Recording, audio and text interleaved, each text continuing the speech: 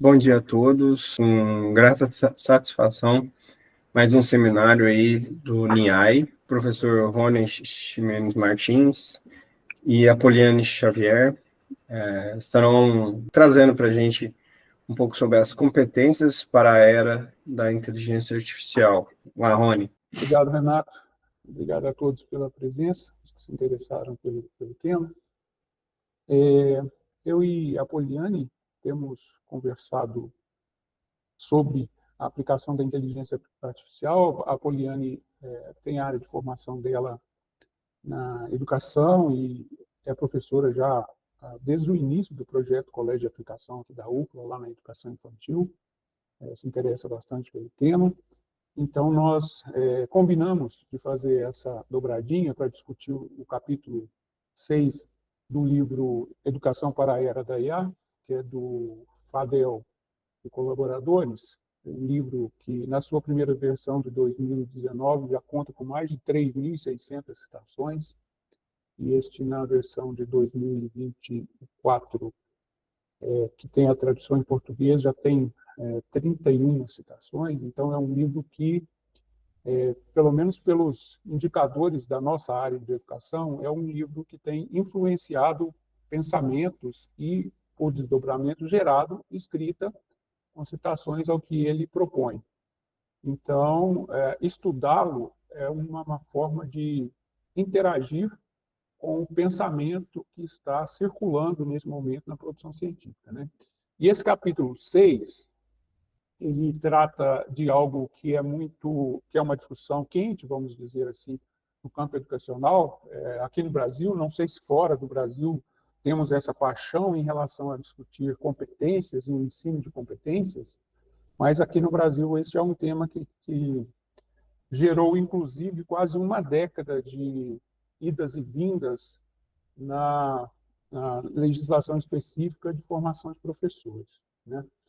Então, eu vou falar um pouco sobre as questões mais conceituais que estão relacionadas com o tema, e depois a Apoliane, nós dividimos assim, ela vai complementar com uma discussão mais contextualizada, inclusive próxima de um estudo de caso recente que nós tivemos, que foi a formação de um grupo de professores para o uso da IA. Os nossos contatos estão aqui, o seminário está sendo gravado, então falo para aqueles que forem assistir ao vídeo posteriormente, que os nossos e-mails estão à disposição para contato. O objetivo, então, a nossa agenda é refletir sobre as competências necessárias para a era da IA, tendo como base este capítulo do livro, mas também buscando uma reflexão crítica sobre o que ele propõe.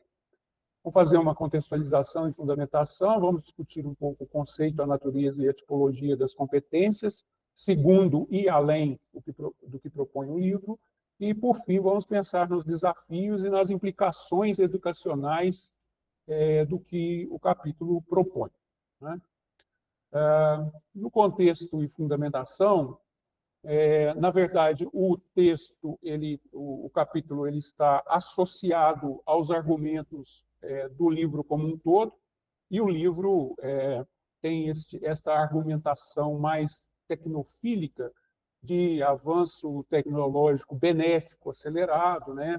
Um impacto social benéfico do uso das IAs e outras tecnologias mais atuais, e isso, como consequência, gerando um impacto educacional.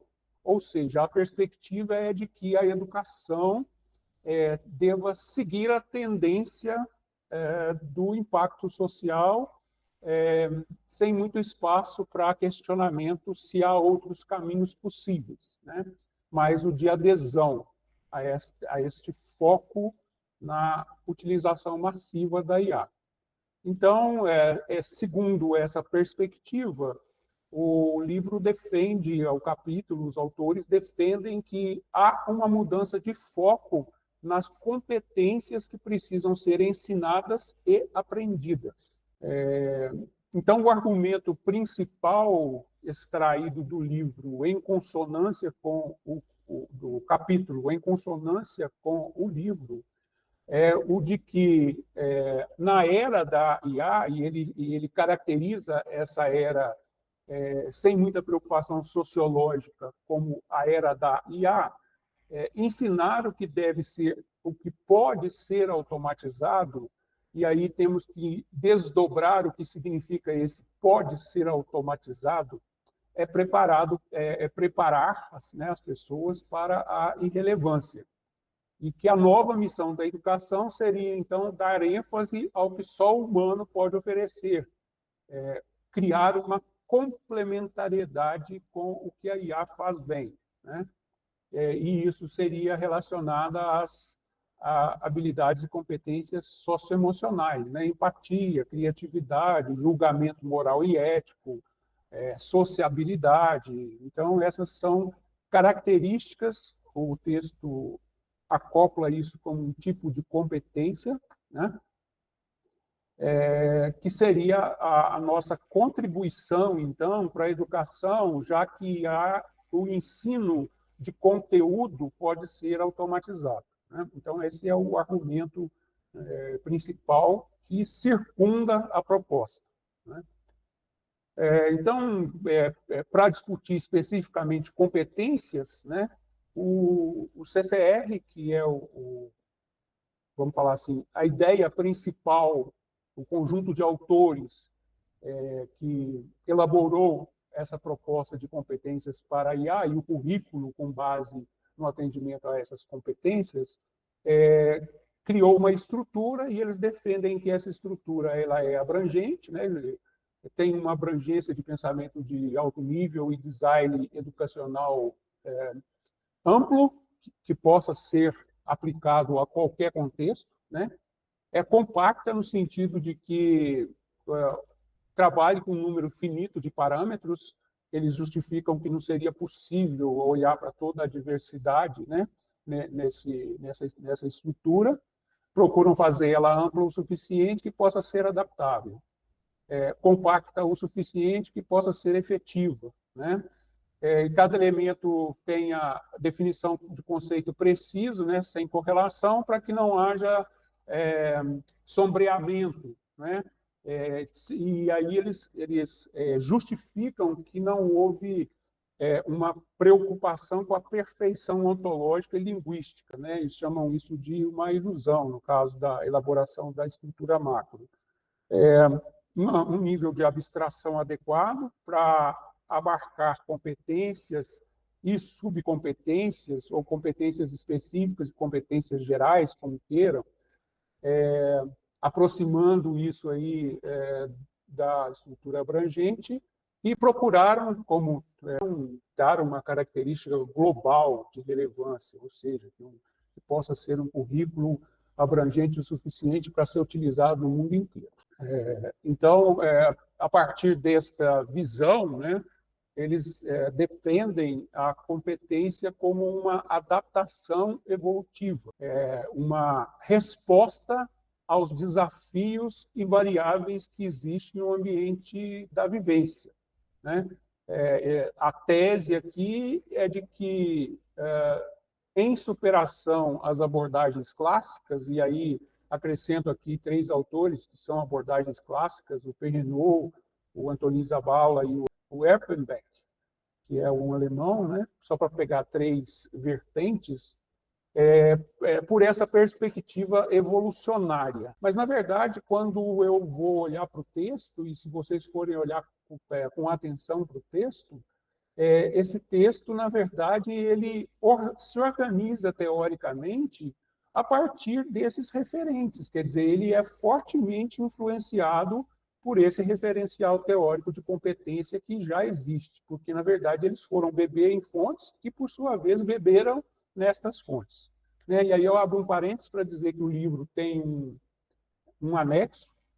Esse anexo trata das questões teóricas mais aprofundadas, e como eu e o Renato, discutindo semana passada, percebemos que existem alguns problemas na tradução do texto para o português, algumas coisas que foram traduzidas literalmente e não poderiam ser entendidas assim, eu baixei o original, o apêndice original, para olhar um pouco mais para essas questões teóricas de fundo, né? E aí foi lá que eu encontrei essa relação maior entre o que eles propõem nessa competência por abordagem evolucionária com os conceitos trabalhados por esses autores. E aí vamos falar, então, um pouco dessas influências teóricas, né? O Perrenot considera ou descreve competência como a capacidade de mobilizar recursos cognitivos para enfrentar situações complexas. Os elementos-chave que eu separei aqui para poder falar sobre isso é a predominância da compreensão dos esquemas operatórios, né, os esquemas cognitivos operatórios, né, que unem conhecimento e habilidade para poder desenvolver uma competência, né? O conhecimento declarativo e procedimental, então tem essa caracterização que já foi vista nos tipos de conhecimento apresentados pela Letícia e pela Sayonara, a capacidade de regulação e adaptação e a dimensão metacognitiva, que estão relacionadas ao contexto e às atitudes em relação à aplicação do conhecimento. Então, isso tudo é lá do campo teórico desenvolvido pelo Philippe Perrenot. O Antoni Zabala, ele já trabalha mais na perspectiva escolar de competência, né?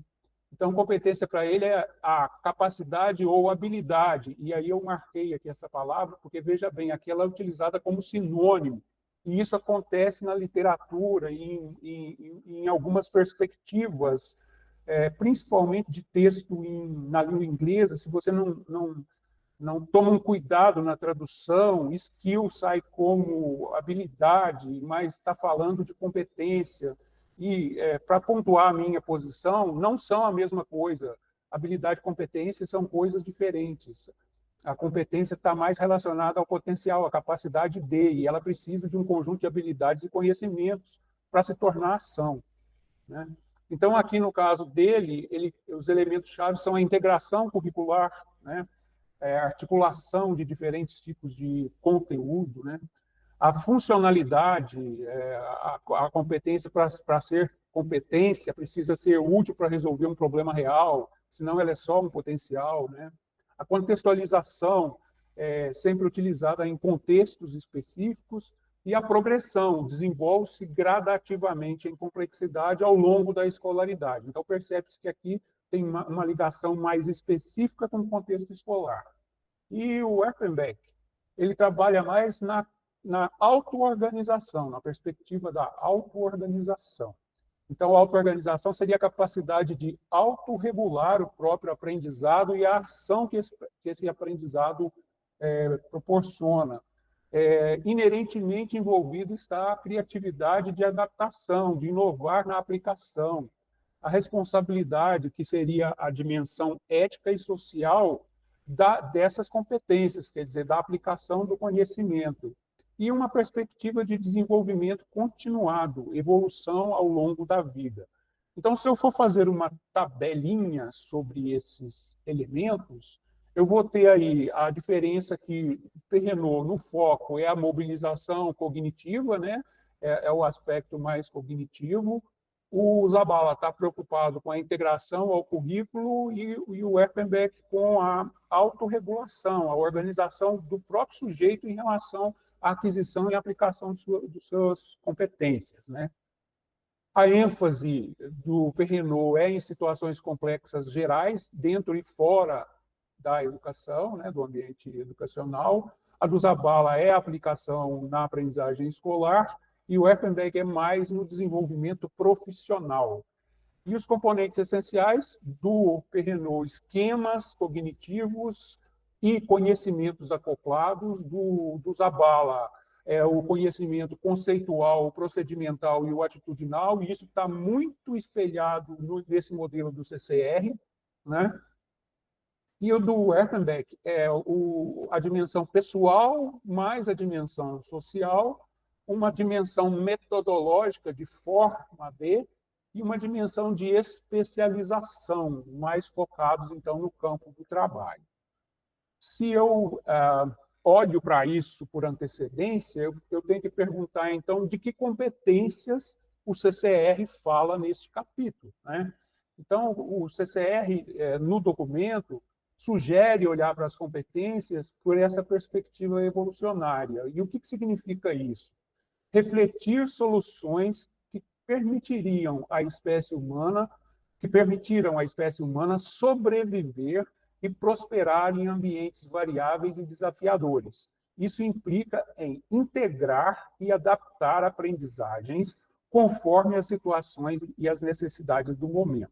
Então, eles propõem que as competências, do ponto de vista evolucionário, e abre parênteses, inclusive eles fazem exemplos com animais, e não apenas relacionados ao humano, que nós vamos desenvolvendo competências para sobreviver, para viver, para prosperar, de acordo com que somos desafiados pelos ambientes e pelas variáveis. Isto faz sentido. Inclusive, pensei, quando estava lendo isso, na discussão sobre os letramentos, quando a Helena e o Renato foram discutir a questão do analfabetismo funcional, e a Helena incluiu o letramento como uma competência. Se você for olhar para a fala, é uma competência. Eu posso classificar como uma competência. Mas a capacidade de ler e escrever, ou fazer leituras e escrever, também é uma competência. Ela é uma competência desenvolvida desde os primórdios da civilização, a partir do momento em que se desenvolveu a capacidade de comunicação por sinais, por símbolos que podem ser lidos por outro. Então, o termo competência, a palavra alfabetização e a palavra letramento são só dimensões teóricas que explicitam a realidade factual de um determinado contexto histórico.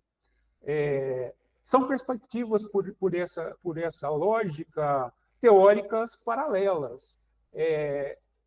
Era factível, na época que predominou a tecnologia do Gutenberg, da imprensa, em que ler e escrever fossem tratados como a capacidade de ler e escrever como competência. A partir do momento que eu tenho diferentes meios de comunicação em profusão, então faz mais sentido falar em multiletramentos.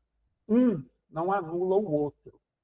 Um não desqualifica o outro. Simplesmente eu tenho contextos diferenciados e eu não posso partir da teoria para a realidade factual, nesse caso. Eu tenho que olhar para a realidade factual, entender a realidade factual e perceber se a palavra descreve a situação, né? Essa perspectiva, eu entendo que seja interessante para a gente olhar para essas provocações do capítulo nesse sentido. Tipos de competências que eles classificam como evolucionárias seriam sociais, né? E aí entendam isso no campo evolucionário, a convivência muda, a colaboração muda, a empatia, apesar da essência ser a mesma, mas podem mudar ao longo do tempo. As cognitivas, raciocínio, resolução de problemas, tomada racional de decisão, as intrapessoais, autocontrole, persistência, autoconhecimento.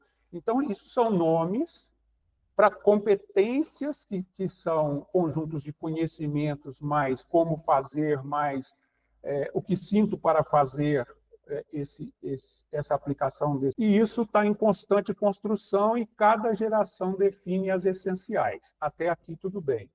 Qual é a defesa, então, da CCR? A era da IA demanda competências compostas por saber fazer e querer fazer, diferentes daquelas aplicáveis antes da era da IA. Então, este é o argumento que sustenta a necessidade de adequação dos currículos para competências da era da IA. Espero que tenha ficado claro para todos. Eu não estou aqui defendendo o ponto de vista do livro, mas tracei uma linha argumentativa que o livro constrói para que eles possam defender a proposta das competências para a era da IA. E aí, a tese deles, então, é que a IA supera as competências, muitas competências evolucionárias humanas, principalmente as relacionadas ao contexto cognitivo, e que, portanto, é necessário decidir quando uma competência deve ser complementada ou substituída pela inteligência artificial. E, para isso, eles propõem questões-chave, que estão na forma de um diagrama aqui, que está no livro, que se compõe do seguinte algoritmo. A IA pode ter desempenho melhor que os seres humanos agora? Então, você pega a competência e pergunta se a IA pode ter desempenho melhor. Se sim, é possível haver complementariedade com os seres humanos? Se sim, descreva como isso vai para a organização do currículo, por exemplo, né? Se não, confiar na IA imediatamente. Reflitam sobre o que significa isso. Não vou colocar um juízo de valor. Se a IA não pode substituir agora, a IA pode alcançar este nível em 5 anos. Por que 5 anos? Eu fiquei pensando, por que 5 anos? Porque, na verdade, é um ciclo de formação no ensino superior, né? Ou um ciclo de formação na segunda parte da educação básica, anos iniciais, anos finais do ensino fundamental, mais os 3 anos do ensino médio. Se não, mais importante do que nunca. Então, na verdade, investir na formação da competência humana, porque a IA não vai assumi-la. Se sim, confiar na IA progressivamente. Tirem as suas conclusões. Então, aqui eu coloco um exemplo, né, de uma das subcompetências. Eles têm um quadro enorme lá, é só acessar depois o livro e verificar, mas imagine, então, essa subcompetência aqui, ó, desenvolver gostos, estética e estilos pessoais. A IA supera o humano? Não. A IA complementa os seres humanos? Sim. A IA pode alcançar, nos próximos anos, empate. Então, eles estão achando que a IA vai chegar à competência humana. Depois, gerar e buscar novas ideias. Aí eu tenho, a IA supera os humanos? Sim, aqui pelo CCR. A IA complementa os seres humanos? Sim. A IA pode alcançar nos próximos 5 anos? Sim, já alcançou. Então, aqui é para vocês entenderem a lógica aplicada a todo o conjunto de competências e subcompetências que eles propuseram, para que eu possa construir as competências que são predominantemente, devem ser predominantemente trabalhadas, considerando a IA. E aí eu encerro por aqui com esta reflexão e passo para a Poliane. Poliane, você pode ficar à vontade, se quiser complementar algo que foi dito no início sobre a sua apresentação, fique à vontade, e eu opero aqui para você a sua apresentação. Pessoal, meu nome é Poliane, eu sou professora no Colégio de Aplicação aqui da UFLA, sou professora de Educação Infantil, atuo no momento no atendimento educacional especializado do NED, né, do Colégio de Aplicação, mas desde 2018, de 2018 a 2023, eu atuei com um grupo de 3 anos, né, o grupo dos pequeninos, né, o famoso grupo 3 do NED. Então, a minha trajetória, ela coincide com a formação da escola aqui no contexto da universidade, né, como o Rony colocou. Em relação à IA, eu estou debutando, né, no tema. Então, assim, hoje, com muita humildade, com muito interesse pela temática também, por esse campo de estudos que tem me chamado a atenção, e tem me convocado no sentido do fundamento científico mesmo, né, que é um tema candente, é um tema que tem perpassado na nossa vida, em seu sentido mais amplo, e também nas nossas atuações profissionais. Nesse sentido, então, a partir de um curso de formação, como é um tema que estava, assim, me colocando diante de situações em que eu estava me questionando muito a respeito do uso, né, e no meu caso específico, até de um certo constrangimento no uso da IA, eu procurei o Rony, então, para a gente pensar um curso de formação lá para o Colégio de Aplicação, e a gente finalizou o curso, né, agora há pouco, e nós fizemos várias atividades, né, foram 30 horas entre atividades presenciais, atividades à distância, em que nós pudemos conversar e entender um pouco mais esse contexto da IA, mais voltado para a educação infantil também. Mas daqui a pouco eu vou falar um pouco desse curso também que a gente fez, né, junto à equipe do NED. Então, eu deixo aqui o meu mais sincero agradecimento por essa acolhida, Rony, aqui no NIAI, né, assim, fiquei muito feliz, né, agradeço aos colegas também, e vou tentar contribuir um pouquinho com essa reflexão que a gente vai caminhar agora, né. Então, gente, em complementaridade à fala do professor Rony, a minha contribuição vem no sentido de refletir sobre essas competências humanas, né, necessárias nessa era da inteligência artificial, em contraste com as capacidades humanas inerentes com a IA. Então, embora a IA ela seja imensamente escalável, ela seja rápida, ela seja precisa, ela também carece, segundo o texto, ela carece de empatia, de compreensão emocional, que são assim, habilidades tipicamente humanas, né? E que estão enraizadas, né, na questão da vulnerabilidade, né, nas interações sociais humanas. O texto ele vai enfatizar, então, a importância de habilidades humanas, como imaginação, tomada de decisões, justiça, adaptabilidade, particularmente a metacognição e a metaemoção, como diferenciais cruciais aí do humano. Além disso, um segundo ponto que eu vou destacar do texto é o ganho relativo versus a perda relativa de capacidades humanas com a adoção da IA. Então, o que eles chamam lá de curva N, né? Como que a gente vai chegar ao final ao meio termo, né? Como que o uso da tecnologia, nesse sentido, ele pode evitar atrofiar aquelas habilidades que são tipicamente humanas, que são essencialmente humanas. E, por fim, né, prevê o surgimento de diferentes capacidades humanas nas gerações pós-IA. Né? O texto vai fazendo um fechamento nessa direção, abordando as implicações éticas da IA, destacando o seu potencial na tomada de decisões em comparação com as falhas humanas. Então, o primeiro ponto aí da vulnerabilidade, para a gente pensar, o texto ele pontuou vulnerabilidade para além da fraqueza, né? A vulnerabilidade no texto ela não tem uma vinculação com a fraqueza humana apenas, mas com a consciência, a compreensão das limitações e dos desafios que os seres humanos têm, né, que eles enfrentam. E nesse sentido, pensar a partir da vulnerabilidade também o impacto que isso tem sobre a IA, tanto no seu desenvolvimento, na interação, na sua implementação, né? Então, aqui no texto, a vulnerabilidade não é vista pela ótica da fraqueza, mas como uma fonte de competências que são exclusivamente humanas, né? E aí tem alguns benefícios, né, que o texto vai pontuar dessa vulnerabilidade humana, destacando em relação, né, à inteligência artificial. Então, a empatia, por exemplo, eu não vou falar de todos, mas a empatia, inteligência emocional, criatividade, julgamento ético, compreensão de contexto e nuance, adaptabilidade de aprendizado, colaboração. Então, são consciências, né? São possibilidades aí de inserção tipicamente humanas, em que a IA ainda não consegue, até o momento, né, atuar nessa direção, no sentido de trazer também respostas e conclusões, né? Fechadas em relação a esses aspectos. Então, por exemplo, o texto vai colocar a consciência das próprias fraquezas nos conecta, por exemplo, com a emoção dos outros, e isso não é possível ainda ser feito via IA, né?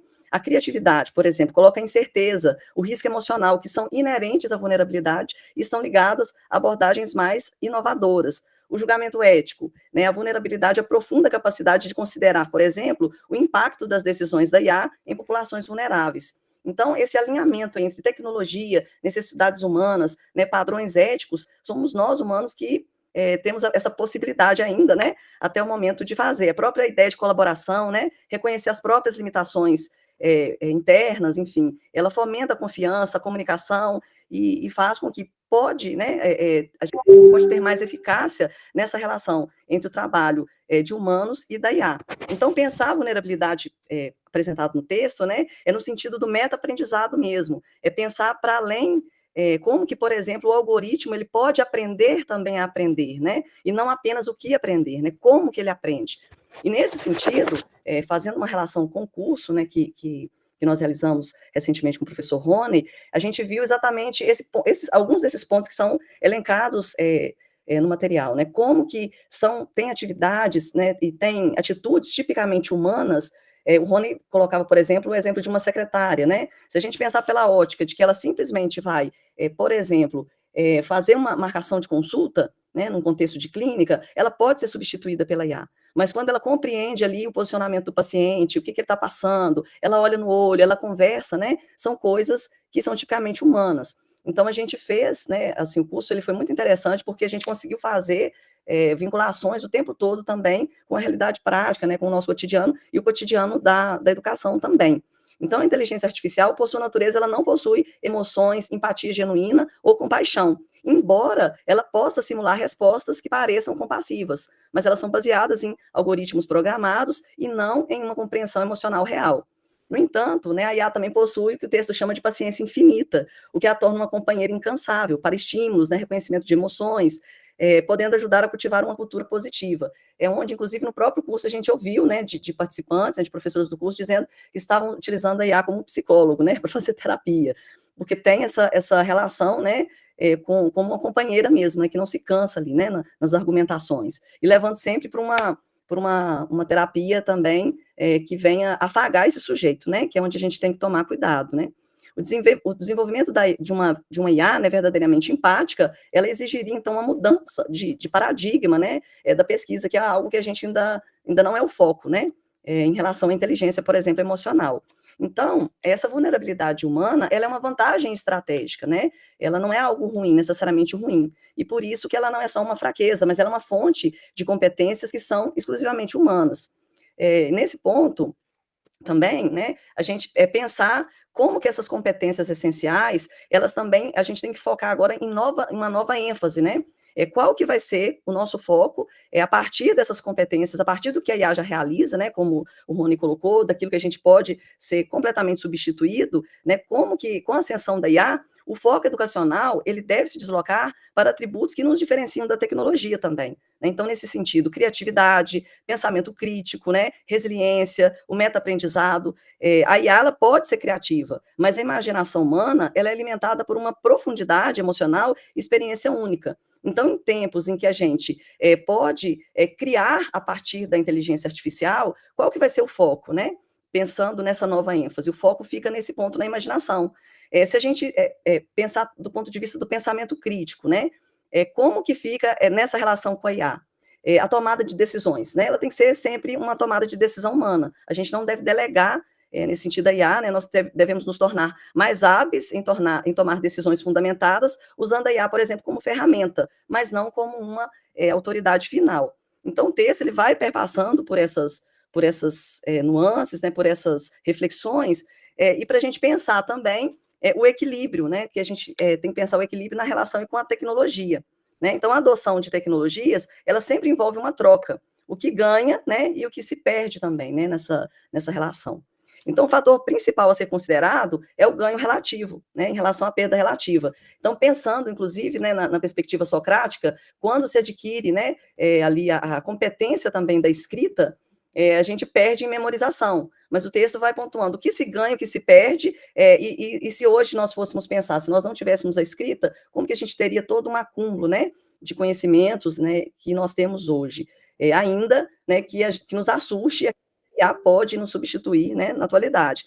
Então, o texto vai abordar a respeito vai falar dessa troca, né, o que se ganha versus o que se perde. E o fator principal, né, a ser considerado é o ganho relativo, que tem que ser maior do que a perda relativa. Então, né, no caso da escrita, ela diminuiu a capacidade de memorização, mas os ganhos para a sociedade, eles foram foram imensamente maiores em relação à memorização.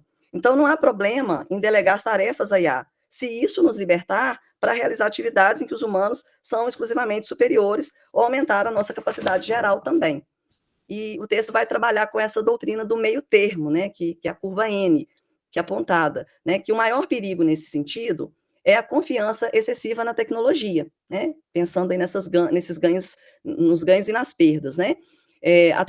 Essa confiança excessiva, ela pode enfraquecer a nossa capacidade, o nosso raciocínio crítico, né, se a gente tem aí uma visão romântica, uma visão mágica, né, uma visão como panaceia, né, como algo que veio para resolver todos os nossos problemas, que inclusive também foi um motivador, né, da busca da formação, né, a busca do curso, porque se por um lado a gente tinha no nosso grupo pessoas com constrangimento, né, e receosas, desconfiadas, havia também uma perspectiva ali colocada da magia, né, como algo que veio para resolver os problemas, maravilhoso, né, mágico, surpreendente. Então, entender esse meio, né, entender esse contexto é fundamental também para a gente pensar a moderação, né, que a moderação é fundamental, é indispensável, tanto que a sociedade, os indivíduos, eles busquem a doutrina do meio termo, né, nem muita nem pouca confiança na IA nesse sentido.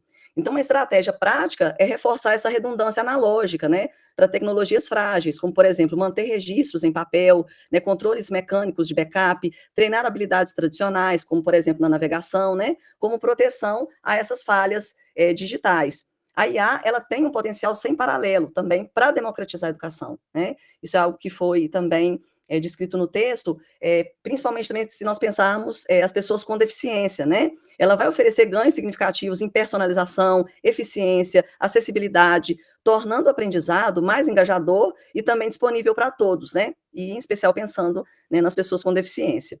Então, os estudos mostram que a IA é significativamente mais útil também, né, quando os participantes eles se apresentam menos qualificados, né, em relação a uma temática, uma situação, atuando como também um poderoso impulsionador e equalizador de oportunidades.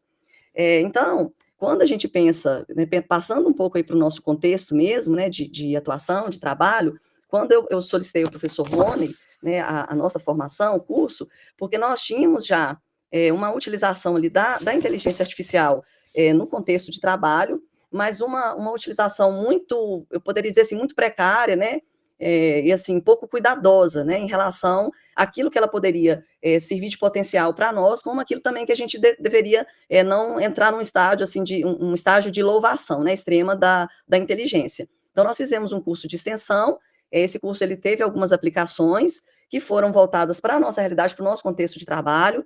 A ideia era que a gente pudesse explorar ao máximo as possibilidades éticas e criativas, né, do contexto da IA generativa, e aí o Rony organizou o curso de modo que nós pudéssemos tanto ter o conhecimento técnico, né, de algumas ferramentas que ele levou, né, que ele nos mostrou, mas também que nós pudéssemos ter um olhar, um pensamento crítico, né, um olhar também de desconfiança, entendendo que a inteligência artificial ela entra nesse âmbito maior aí, né, das big techs e com todos os seus problemas, ainda que eles tenham encontrado a sua janela de oportunidades, né, no sentido aí de ganhos ilimitados, né, recursos, enfim, e nesse sentido passando, né, por cima da ética, de valores humanos, de toda a natureza.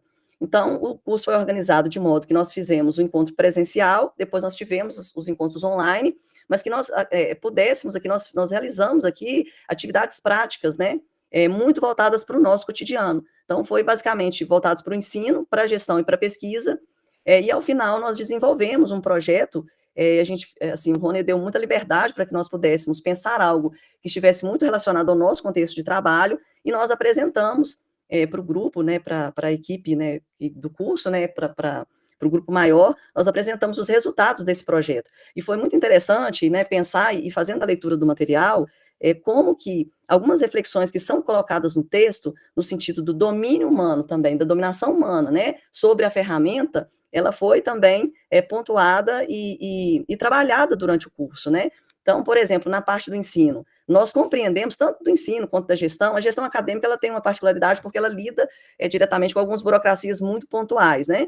Mas tanto na parte do ensino, da gestão e da pesquisa, nos foi mostrado, né, sempre que o domínio do conteúdo, né, e principalmente diante da IA, que alucina, ele tem que ser do docente, né? O domínio do conteúdo, ele tem o escrutínio ali, a avaliação, ela tem que passar o tempo todo pelo docente como alguém que compreende, que entende de fato o que ele está produzindo. Então, não é delegar para a inteligência artificial a realização do ensino, da gestão, enfim, da pesquisa, mas trazer essa ferramenta para nós, né, e em especial no momento que nós vivemos também de acúmulo de atividades, muitas delas até não muito voltadas e vinculadas ao nosso trabalho específico, então como que ela poderia ser uma ferramenta para nos auxiliar? E nós tivemos um feedback muito, muito bacana, assim, da turma, né, de um modo geral, porque a gente teve projetos variados, desde produção de histórias, de livros, né, como que a produção de persona, o entendimento de que tem que ser feito um prompt, né, e isso também demanda do sujeito ali conhecimento do que ele está produzindo, né, do que ele precisa. Nós tivemos uma variedade de projetos e um feedback no sentido de mostrar, olha, hoje eu compreendi de fato, ainda que eu tenha que continuar, né, que é uma caminhada, eu compreendi de fato como que ela pode me ajudar sem romper com aquilo que é, como o texto coloca, tipicamente humano. Então, depois a gente pode também conversar um pouquinho mais e partilhar um pouco mais sobre o curso. Nesse sentido, pode passar, Rony, o slide tem aí a turminha, né, a turma até um pouquinho, tá faltando algumas pessoas, é uma turma maior, mas nós temos aí estagiárias, né, do Núcleo de Educação da Infância, temos professoras do município, né, como externos, né, participantes externos, a gente tem técnico administrativo também, estudantes do curso de pedagogia, mas que não tem vinculação com o NED, né, diretamente, então foi um curso, assim, muito bom, muito produtivo, e acredito, Rony, o pessoal vai te convocar aí para o 2.0 no próximo ano, né? Pode passar, Rony? Então, pensar, né, mais uma vez, nessa doutrina aí do meio termo, né? Como eu já coloquei, os seres humanos, eles podem confiar na tecnologia, né, como fazem há milênios. No entanto, o excesso de confiança também na tecnologia, ele é perigoso, né, sobretudo no seu potencial de enfraquecer a nossa capacidade de raciocínio crítico, né? Pode passar, Rony? Então, qual que é o maior ganho para a educação? Né? Como que a gente pensa isso? Eu acho que o curso também nos fez refletir muito, né, a atuação na prática e no entendimento das ferramentas, né, da inteligência artificial, ela nos ajudou muito a pensar isso, mas pensar que a inteligência, a integração, né, entre a IA e entre a inteligência artificial e a educação, ela pode gerar esses ganhos, né, como eu já coloquei, em termos de personalização, de eficiência, de acessibilidade, esses ganhos podem aumentar aí o engajamento dos alunos nos resultados da aprendizagem, permitir uma aprendizagem mais eficiente, eficaz e tornar a educação mais amplamente disponível, né? E como eu coloquei também para as pessoas com deficiência. Se a gente pensar aí nas tecnologias assistivas, né? Como que tem possibilidades e possibilidades de desenvolvimento, né? Eu penso muito diretamente hoje, por atuar no campo das crianças, por exemplo, do espectro autista, como que a tecnologia ela é uma ferramenta ali, uma aliada imensa, né, para o desenvolvimento e para a independência também dessa criança, né, a produção dessa independência. Tais vantagens, elas devem ser ponderadas, né, em relação às possíveis perdas, como a redução das habilidades acadêmicas básicas, isso a gente discutiu também muito no curso, né, como não delegar ações, né, e assim, uma coisa que foi muito legal é a gente pensar na prática mesmo, como que eu utilizando a inteligência artificial para determinadas atividades, eu me libero, por exemplo, para estudo, né, para leitura, eu ganho mais tempo, né, desde que eu tenha muita consciência e muito entendimento até onde eu posso, né, atuar com a IA e, ao mesmo tempo, utilizar desse tempo, né, para me envolver em atividades que são também tipicamente humanas e que vão atuar no sentido da minha formação. Então, o que significa, né, que a integração eficaz da IA na educação exige planejamento, né, consideração cuidadosa desses fatores. Por fim, a capacidade que a IA tem, né, de democratizar a educação também, eles colocam que não tem paralelo.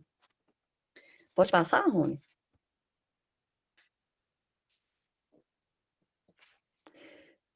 Um tipo, então, um tipo diferente de inteligência, né? Então, o texto pontua, né, voltando agora mais para as questões do texto, mais uma vez, a IA ela não é uma inteligência humana, mas ela é algo novo, né, com capacidades distintas, né?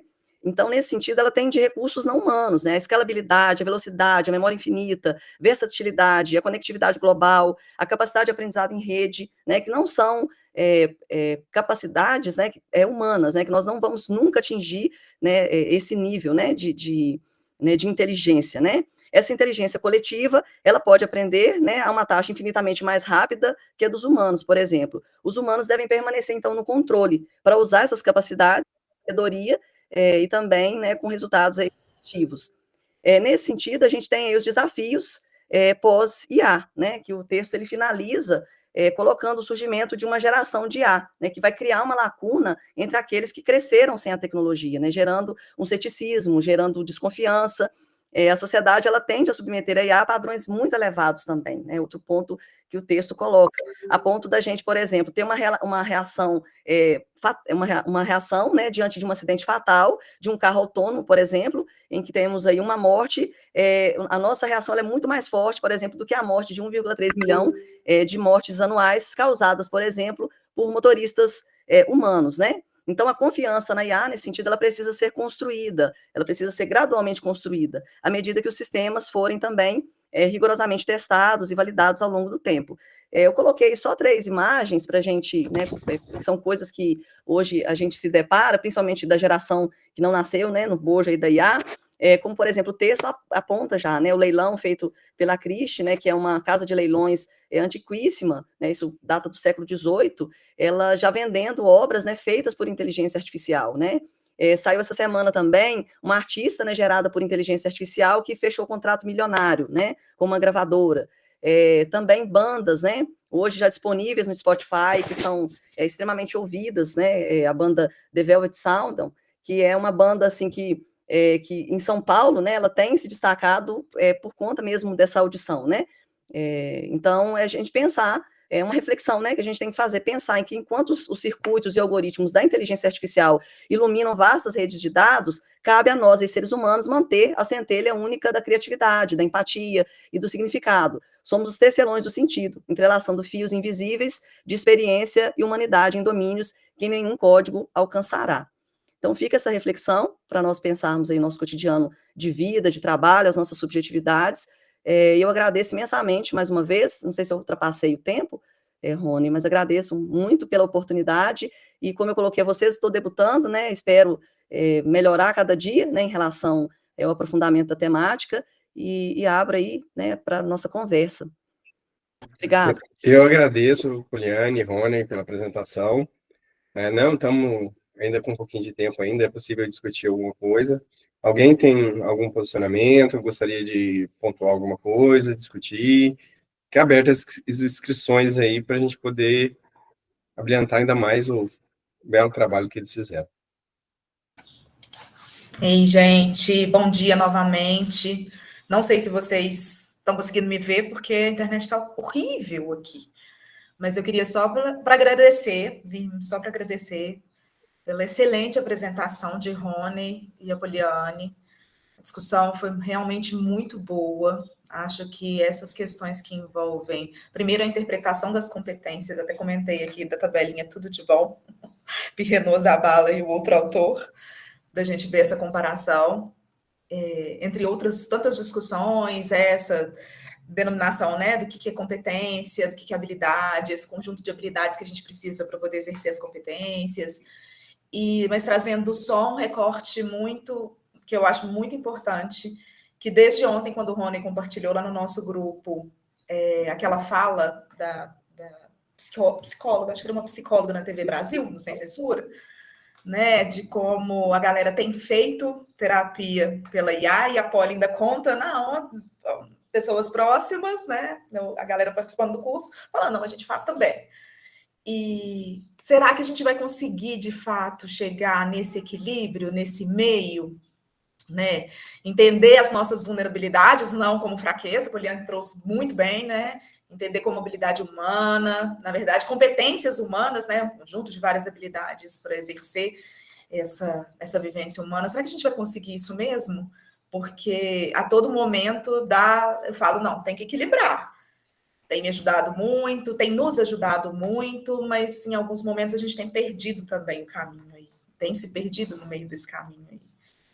Então, é só para deixar essa provocação, agradecendo novamente, e que bom ouvir vocês, que bom compartilhar com vocês, e muito obrigada aí.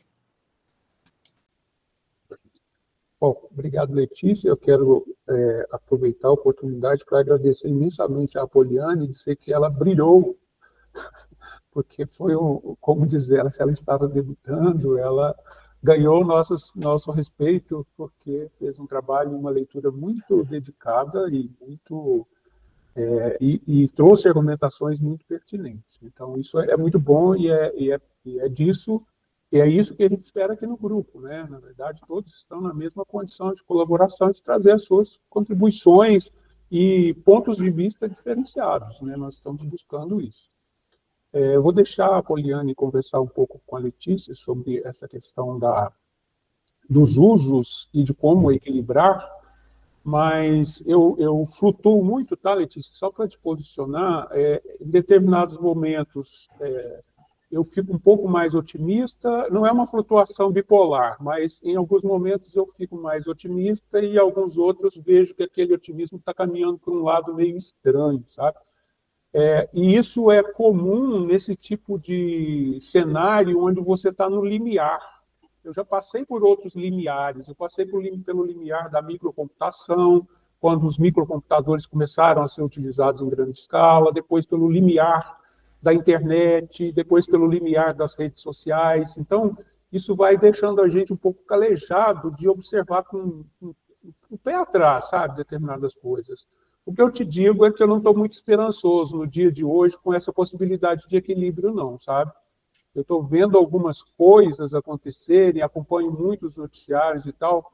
Por exemplo, a teoria da internet morta está chegando agora nas estruturas de recursos humanos das grandes corporações, porque as pessoas pedem para a IA escrever proposta de emprego, mas o RH usa a IA também para ler as propostas de emprego. Entende? Então, das candidaturas. Então, quem está contratando é uma IA contratando a outra. Então, assim, é uma IA escolhendo qual IA ela argumentou melhor para ela. Deixa a Polly falar um pouco. Polly, antes de você falar, é só uma pimentinha aqui. É porque, quanto a isso, me lembrei muito das falas que o Brian trouxe em alguns momentos, né? Dessa ideia da gente não vai perder os empregos, nós não vamos perder as nossas condições humanas, já passamos por isso com a era tecnológica, o momento que o maquinário ganhou mais força na sociedade, e passamos por essa angústia na era da internet, e passamos por essa angústia nas redes sociais. Mas neste momento, e aí pegando o exemplo do Rony, de que quem faz o seu currículo é a IA e quem lê é a IA, é um exemplo bem doloroso. Agora, não vai ser agora?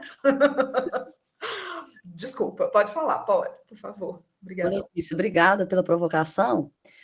Então, assim, no sentido de posicionamento, eu acredito que a formação ela é fundamental para que nós possamos ter também uma leitura crítica desses acontecimentos, né? Então, toda vez que eu penso nesses pontos de inflexão, assim, eu acho que desde o fogo, né? Pensa assim, fogo, eletricidade, internet, né? Agora, a IA, eu acho que a gente vai viver as contradições típicas da sociedade, que, por exemplo, vamos pensar assim, olha, se a gente pensasse do ponto de vista da alimentação, quanto mais informação você tende a ser um sujeito que se cuida mais, né? Você pode até não se cuidar, mas você fala, eu estou errando comigo, né? Estou fazendo coisa errada aqui com o meu corpo. Só que se é tanto que você pega, né, nas camadas populares, né, a gente pensando de uma análise social também, as pessoas que não têm acesso à informação ou que têm poucos recursos, elas vão continuar comendo ultraprocessados, até por uma questão de recurso mesmo. E então, quando eu vejo o NED, por exemplo, no salto que nós tivemos em relação à IA, a partir de um curso de 30 horas, eu falo assim, pô, o caminho é a formação, né? Pelo menos se a gente pensar do ponto de vista da educação, né? E é interessante que as meninas, Rony, toda semana uma vez aqui, Polly, muito obrigada por você ter pensado esse curso junto com o Rony. Falei, gente, eu não pensei o curso, não, eu só tive a ideia, porque eu senti esse medo, esse receio. Falei, gente, como assim? Eu coloco um material, ele me dá algo pronto, né? E eu vou ficar com o cérebro oco nesse contexto, né? O que eu vou fazer? O que vai ser meu papel? Ele consegue fazer um planejamento. Se eu tiver que fazer uma oficina para o projeto de extensão, ele dá conta. Né? Um projeto de pesquisa, o que eu vou fazer? Quem sou eu? A gente começa a ter esse furo em relação à nossa identidade. Então, assim, eu não tenho um posicionamento também em nenhum extremo, né? Como foi colocado aqui a tecnofilia, a tecnofobia, né? Eu sempre tento me colocar numa posição de análise mesmo, crítica, e pensar ainda como professora, né, com cabeça de professora, que a formação é que vai gerar possibilidades de equilíbrio, à medida em que a gente colocar para as pessoas as contradições que estão dentro da própria inteligência artificial, né, o Rony colocava muito, porque assim, o pessoal chega um pouco alegre, né, isso é uma mágica, isso vai resolver, olha que maravilha, e aí ele falava assim, olha, quando você acha que você está ganhando algo, você é o produto nesse contexto, né? Você que está sendo usado. Aí a pessoa já fica, pô, então peraí. Você está achando que ele está cuidando de você como terapeuta? Não está não, querida. Você está ali, né, diante de um algoritmo que faz, né, cálculos matemáticos, ali tem todo um estudo sobre os sistemas neurais, e a gente vai se materializar dessa forma porque foi pensado matematicamente assim, não é porque tem empatia contigo, né? Então, eu acho que vai depender do contexto, sabe, Letícia? E no campo da educação, eu penso que um curso como esse que o Rony ministrou, ele tem que ser assim, ele tem que ser altamente divulgado, tem que ter, né, outras pessoas também cada vez mais envolvidas com essa temática, porque são pontos de inflexão, né, historicamente, que nos colocam diante desses dilemas, né, nessa sinuca de bico, mas ao mesmo tempo que não tem um caminho, não há volta, isso também eu acredito, sabe? E que a gente tem que alimentar as pessoas com conhecimento, porque à medida que a gente tem conhecimento, a gente não só na IA, é para tudo na vida, a gente se afasta, né, de determinadas questões aí, e aí passa por questões sociais, passa por outro tipo, né, de análise também. E aí eu queria só pontuar uma coisa, na verdade, é mais questionar o pessoal da educação aí, mas assim, essa questão de a gente ponderar, saber o que é melhor, e você colocou um exemplo até interessante, quando você tem a ideia de que a IA faz uma coisa, você tem tempo para fazer outras, que é interessante nesse sentido. Só que o que acontece? O comportamento humano ele tende ao ócio. Então, o que acontece? O grande problema é quando você, não estou falando assim, quando você tem mais instrução, consegue entender melhor sobre o que é e o que você pode estar fazendo, tudo bem. A grande questão é que eu percebo que a grande maioria vai fazer para ficar no ócio. O problema é que esse ócio é o que vai levar isso depois, entendeu? Que não gera nada. E esse é o ponto de discussão. Que, pelo menos, é o que eu entendo, né? Rony, eu posso só comentar? Pode, claro. Então, eu não falo isso numa perspectiva ingênua, não, viu? Assim, foi mesmo baseado na nossa formação, no curso que foi ministrado. Por exemplo, nós lidamos lá no NED com situações, assim, diariamente, por exemplo, resposta a determinadas burocracias, que elas tiram da gente 8 horas do nosso trabalho. E lá tudo é muito intenso, sabe? Assim, com criança, não tem a coisa assim de responder depois. Eu tenho que fazer agora, porque com criança tudo é para ontem. Eu brinquei com o Rony, eu falei, Rony, eu não tinha ainda finalizado, porque eu estava com um planejamento, falei, não, vou dar acabamento nos slides, tal hora. O NED ontem foi caótico, né? Algumas situações que aconteceram, então se você planeja uma coisa e não vai, né? E aí eu falo que nesse contexto específico, né? Isso foi um contexto muito específico, a minha fala do curso, a gente percebeu essa liberação, né? Para atividades que são realmente importantes para nós. Agora, socialmente, eu não tenho essa visão de que a pessoa vai ter essa. Por isso que eu acho, mais uma vez, volta à formação. Ela vai ter essa consciência que ela agora tem livre, que ela vai poder se dedicar a algo que realmente, né, é importante para ela, enfim. Aí eu acho que não dá para ter uma visão ingênua mesmo, não. Muito bom esse comentário. Nara? Eu acho que na esteira do que a Poliane quis dizer, eu acho que é um exemplo prático disso. Quando as tecnologias foram evoluindo, a gente alimentou esse pensamento de que ela daria mais tempo para a gente fazer outras coisas. E não foi o que aconteceu, né? Prova disso está aí o nosso trabalho. A gente tem tanta coisa para fazer que até hoje eu não senti ainda esse tempo para o ócio. Estou louca por ele. Mas um exemplo para enfatizar o que a Poliane quis dizer é que, por exemplo, eu estou lá com a disciplina de alfabetização e letramento, né? Central para a formação das crianças. E aí, no planejamento da disciplina anterior, nos planejamentos anteriores, a gente tinha espaço para as meninas criarem cruzadinhas, para as meninas criarem atividades que trabalham com a consciência fonológica das crianças. Penso eu hoje que esse tempo a gente não precisa mais disso. A gente pode pesquisar, mesmo antes da IA, com a IA agora você pode jogar para a IA qual é a habilidade, a competência que você deseja trabalhar, para que ela te indique as atividades. E esse tempo pode ser utilizado para você analisar os dados das crianças, os dados que foram trazidos. O que eu posso fazer com esses dados? Tem tantas crianças nessa fase, tantas crianças nessa outra fase. Como é que eu posso ajudar esse grupo a se desenvolver, aquele grupo a se desenvolver? Quais as melhores estratégias? Atitudes que as professoras da educação básica não são acostumadas a fazer, porque o planejamento e a formação, que é tudo dentro do próprio horário de trabalho, engole todo esse tempo, né? Então, eu penso que seja nesse sentido, de dedicar tempo para fazer outras coisas necessárias e permitir que se avance no processo.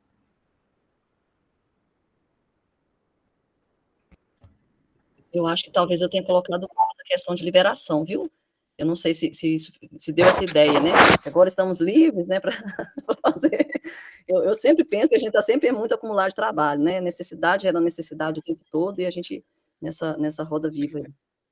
Isso. Eu queria só completar essa coisa da liberação. Eu acho que o Brian até pediu a palavra para falar isso. Isso faz parte de uma estratégia, né? De uma estratégia comercial, vamos falar assim, né? De geração de lucro, na verdade, geração de, podemos usar até o termo mais-valia, se quiser. Mas o que acontece é que há uma sobrecarga de trabalho mais concentrada em determinado tipo de perfil de competências, quanto mais é complexa a tecnologia, percebem? Eu vou dar um exemplo simples aqui, a Poliane e os colegas no curso levantaram, quando eu mostrei para ela a questão da capacidade de revisão de texto e tal. Mas os revisores de texto, então, vão desaparecer, né? Então, os revisores, os tradutores de texto vão desaparecer. Tradução rápida? Não. Eles vão trabalhar para quem não domina o uso da tecnologia e vão fazer o que as empresas hoje fazem para imprimir textos ou gerar alguma coisa. Então, assim, há uma concentração de determinadas, gerada por determinadas tecnologias, pessoas ficam sobrecarregadas, enquanto outras centenas ficam desocupadas. É isso que eu estou querendo dizer. E essa falsa concentração de riqueza também, porque isso gera mais concentração de riqueza ainda, enquanto outras vão ter o mínimo do mínimo. Né? Brian. Só complementar, né? Eu acho que assim, existe uma diferença, na minha percepção, existe uma diferença entre otimização do trabalho individualmente e a questão social da coisa, né? Eu concordo que sim, a IA bem usada, ela pode otimizar o nosso trabalho de diferentes maneiras. Eu uso e otimizo o meu trabalho e facilita, né? Mas se a gente pensar a dimensão social, a tendência dentro de uma sociedade baseada em acumulação de capital é, se você consegue liberar o trabalhador de certa parte, né, do seu trabalho ali maçante, você vai introduzir mais coisa para ele fazer. Então, assim, pera lá, essa parte burocrática que você gastava 6, 7 horas, agora você está fazendo em 2 com a IA, ótimo, nós vamos enfiar trabalho agora para você fazer nas outras 6, para você não ficar à toa, né? Então, o objetivo nunca é o ócio dentro de uma sociedade capitalista, que é a dimensão social da coisa, né? E eu também, mais a título de apresentação e diálogo, não sei se vocês viram, mas a Meta agora tá apresentando aí uma nova versão do óculos inteligente em parceria com a Ray-Ban, né? Eles tinham um óculos inteligente que filmava e tinha fone de ouvido, né? Fone embutido, né? Pra você conseguir ouvir música e fazer chamadas com ele. Mas agora eles lançaram uma versão com uma tela. É uma tela que fica uma pequena tela do lado direito, colorida. E aí nessa tela você recebe notificações, né? Eles têm até uma pulseira que eles chamam de pulseira neural, que você coloca, ela tem que ser usada junto com óculos. Então ela identifica impulsos, né? Inclusive impulsos elétricos, né? Enfim, tem toda uma explicação técnica lá. E aí você faz gestos com a mão, você consegue controlar, né? O que está passando no seu óculos. A apresentação do Zuckerberg lá foi um desastre, porque várias coisas não funcionaram como deveria, mas enfim, tem sido a grande bola da vez, o pessoal falando sobre isso. E aí eu acho que se torna, né, complexo a gente pensar cada vez mais cenários de uma simbiose mesmo entre inteligência artificial e seres humanos. Não só uma simbiose, né, no sentido de que eu chego em casa, vou ligar um computador ou no celular e tal, vou interagir. Não, eu estou às vezes usando um dispositivo, né, um wearable, como eles chamam, um relógio ou agora um óculos, em que a IA está fazendo parte constantemente das minhas ações e né, das minhas interações com o mundo. Porque o que que eles apresentaram lá de possibilidade, que até não funcionou muito bem, mas eu acredito que eles consigam aprimorar isso para, né, para poder lançar o dispositivo.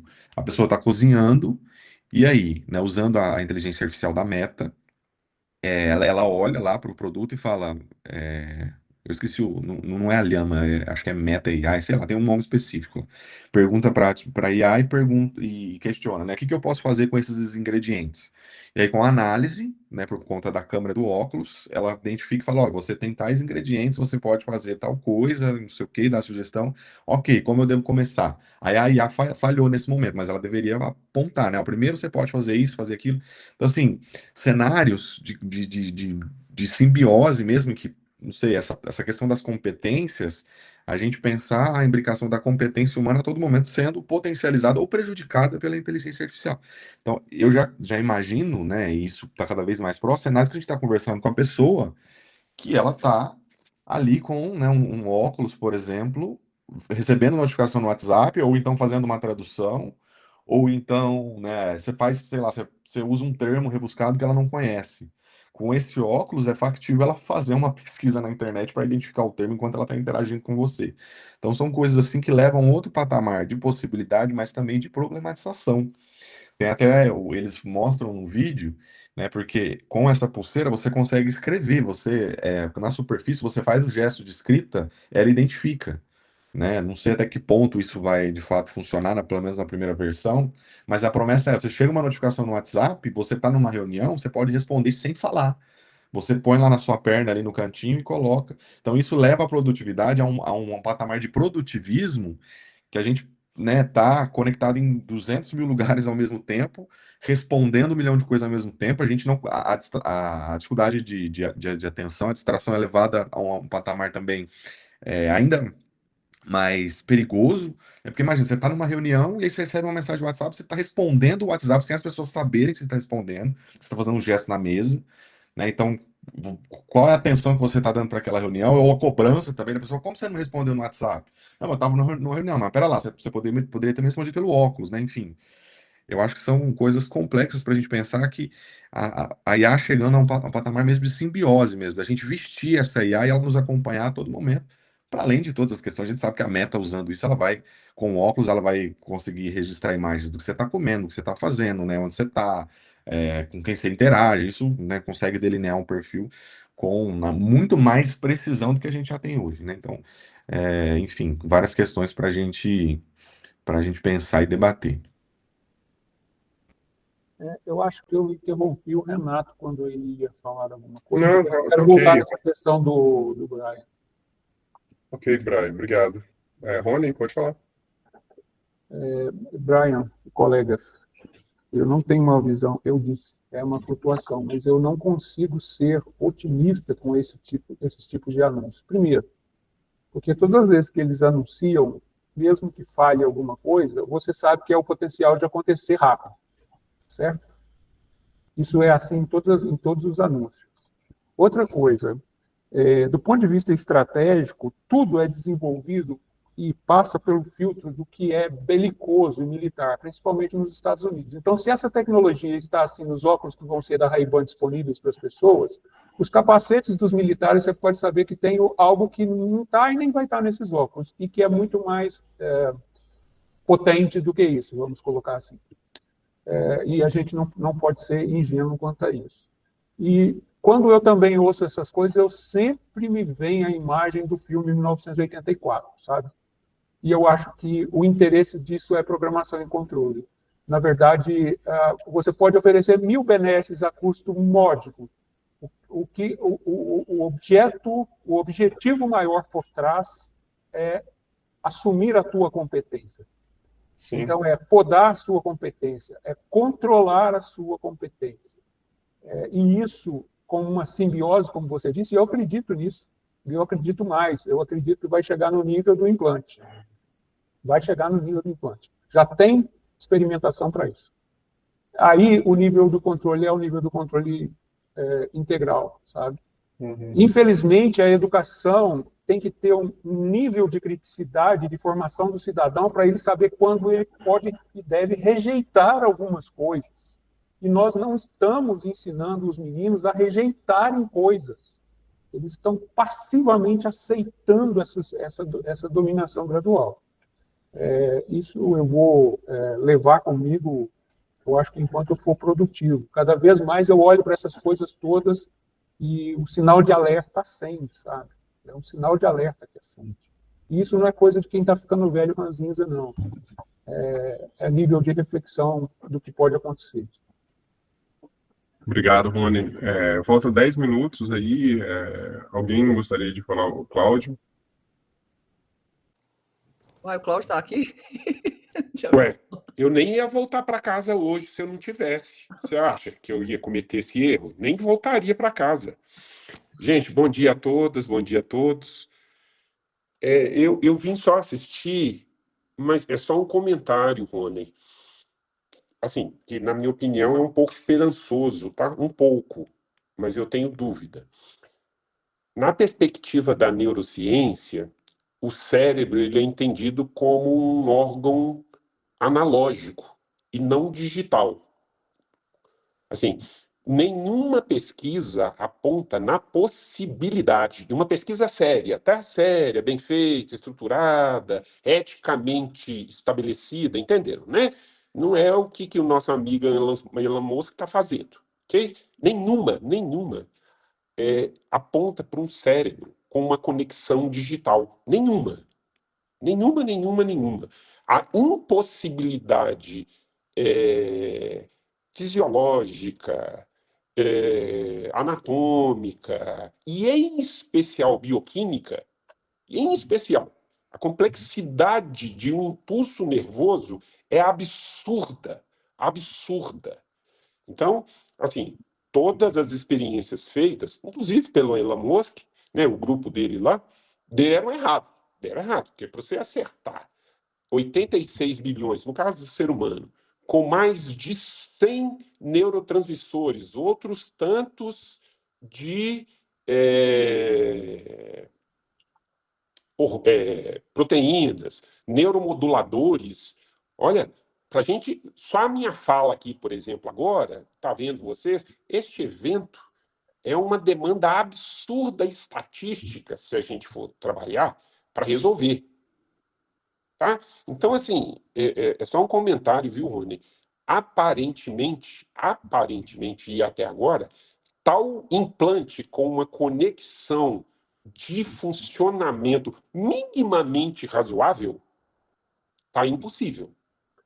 Assim, Cláudio, Assim, e aí, Rony, por isso que eu falo assim, nesse sentido, ainda eu trago algum otimismo com isso.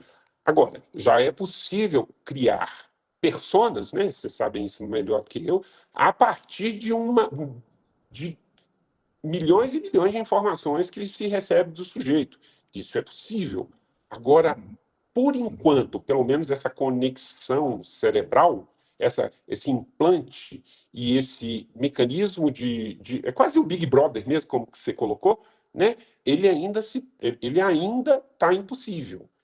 Agora, o que as Big Techs têm feito, e eu acho que a IA está participando disso fortemente, são práticas muito mais ligadas à psicologia comportamental do que qualquer outra coisa. Tá? Era só isso. Assim, eu acho que é uma reflexão que a gente tem que fazer e que essas tecnologias, pelo menos no que tange ao cérebro humano e a outros cérebros também, ela ainda está bem restrita, sabe? Bem restrita. E isso, aparentemente, na minha visão, é um bom sinal. Tá? É só isso. assim, eu agradeço imensamente, principalmente pela sua especificidade de estudo, Cláudio. Quando eu digo a questão do implante, eu acompanho bastante as falas do Nicoleles. Ele é bastante didático a respeito dessas questões todas também, né? Assim como você foi aqui com a gente. Mas quando eu falo em implante, é na perspectiva de coleta de dados e não de controle ativo. E isso se é feito com óculos e com uma pulseira, você também consegue fazer com algo interno ao corpo. E convenhamos, do ponto de vista cognitivo-comportamental, os nazistas e outros malucos não precisaram nem de implante nem de muita tecnologia para fazer milhões de pessoas cometerem atrocidades. Basta apertar os botões psíquicos certos, né? Infelizmente, o ser humano é um animal social extremamente influenciável. O antídoto para isso é educação e formação.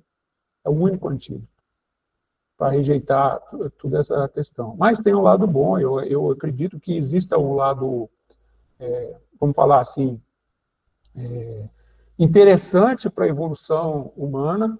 É nosso trabalho como pensadores aqui, todos nós que estamos envolvidos em pensar todas as dimensões de produção de conhecimento, estarmos atentos e fortes, né? Como diz a música. Rony, se você me permite um pequeníssimo acréscimo. Cada vez mais eu tenho pensado a educação no contexto da saúde mental, sabe? Nessa direção que você está colocando.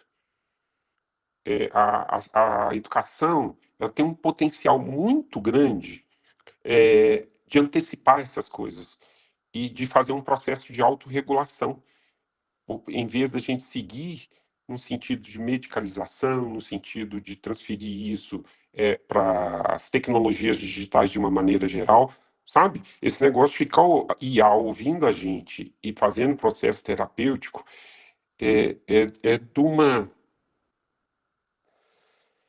Eu acho que é de uma pobreza cognitiva excepcional. Mas é só esse comentário. Eu tenho pensado cada vez mais a educação também envolvida em processos de saúde mental. Ela pode colaborar muito. Com certeza, né, com o processo escolar, com outros processos, mas eu tenho pensado a educação também na perspectiva da saúde mental. Nessa direção que você coloca, ela pode contribuir muito. Tá? É só um acréscimozinho. Obrigado, Cláudio. Obrigado, Cláudio. Infelizmente, aí a gente terminou o nosso prazo, eu vou parar a gravação. Agradeço ao Rony e à Poliana, se vocês quiserem, antes de eu parar a gravação, fazer a finalização, tem aí a palavra. De minha parte, só agradeço principalmente a Poliane pela parceria, que viabilizou essa riqueza de discussão. Poliane, fique à vontade. Última palavra é sua. Só agradecer também, Rony, agradecer ao NIAI, todo o grupo, estou me sentindo muito acolhida, preciso aprofundar muito, né, estudar muito, ler muito, mas eu acho que esse é o caminho, né, para que eu possa também contribuir com o grupo, né, mais adiante. Bom, obrigada mesmo. E eu agradeço a apresentação, agradeço a presença de todos e até a próxima.